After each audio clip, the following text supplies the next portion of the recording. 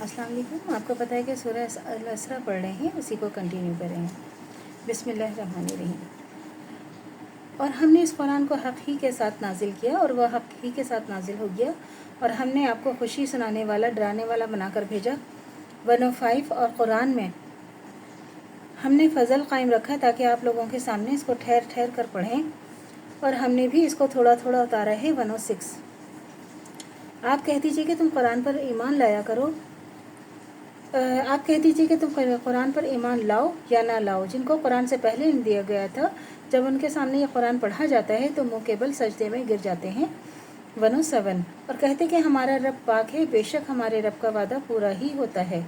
वो थोड़ियों के बल गिरते हैं और रोते हुए, और ये कुरान उनका खुशू और ज़्यादा कर देता है। 109। आप फरमा दीजिए कि चाहे अल्लाह कहकर पुकारो या रहमान कहकर, जिस नाम से भी पुकारोगे इसके बहुत अच्छे अच्छे नाम हैं। और अपनी नमाजें ना तो बहुत ज़ोर से पढ़िए और ना बिल्कुल चुपके से, इन दोनों के दरमियान एक तरीक़ा इख्तियार कीजिए। कह दीजिए कि तमाम खूबियाँ अल्लाह ही के लिए हैं, जो ना औलाद रखता है और ना कोई इसका सल्तनत में शरीक है और ना कोई इसका मददगार है। कमज़ोरी की वजह से इसकी बड़ाइयाँ बयान किया कीजिए। तो ये तो हमारी ख़त्म हो गई सूरत जो थी सूरत। और अब जो है हम सूरह कहफ जो है वो शुरू करेंगे। बिस्मिल्लाह। सूरह कहफ स्टार्ट कर रहे हैं, और बिस्मिल्लाहिर्रहमानिर्रहीम।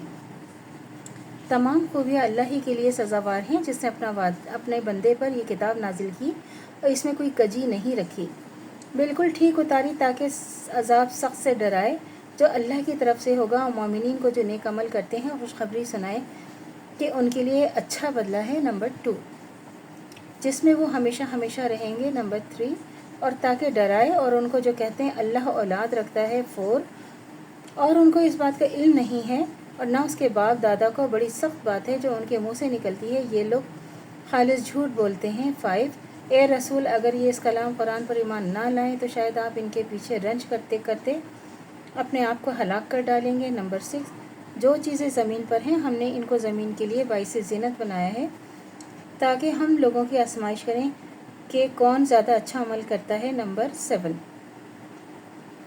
और हम इसको जो ज़मीन पर है नेस्त नाबूद करके चटेल मैदान बना देंगे। नंबर 8, क्या आप ख्याल करते हैं कि गार वाले लोह वाले हमारी निशानियों में से अजीब थे। नंबर 9, जब इन जवानों ने गार में पनाह ली तो कहने लगे, ए हमारे रब, तू हमको अपने पास से रहमत अता फरमा और हमारे लिए काम में दुरुस्ती के सामान को मुहैया कर। नंबर 10, तो हमने गार में कई साल तक उनके कानों पर नींद का पर्दा डाले रखा, यानी सुलाए रखा।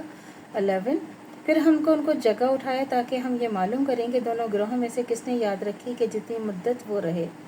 12, हम आपसे उनके हालात सही बयान करते हैं। वो चंद जवान थे जो अपने रब पर ईमान लाए थे और हमने उनको और ज़्यादा हिदायत दी थी। तो देखिए ये जो है ना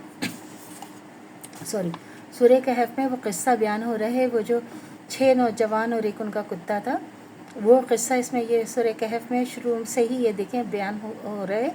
इसको हम इंशाल्लाह कंटिन्यू करेंगे। इजाज़त दीजिए, अल्लाह हाफ़िज़। मेरे चैनल को लाइक कीजिए, शेयर कीजिए, सब्सक्राइब कीजिए। शुक्रिया।